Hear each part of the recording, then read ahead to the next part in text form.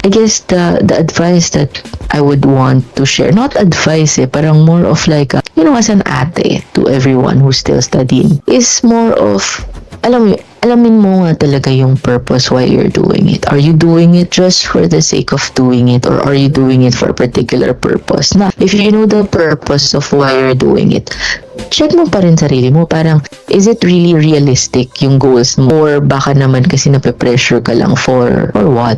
Yun yung lagi mong question, parang, ba't ba ako nape-pressure?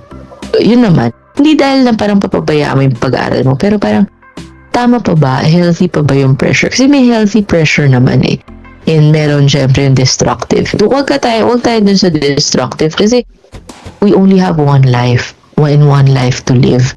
So, it's not nice na gawin mong destructive yung sarili mo. So, anyway, going back to the advice to the current students, relax lang, take one step at a time, be present in everything.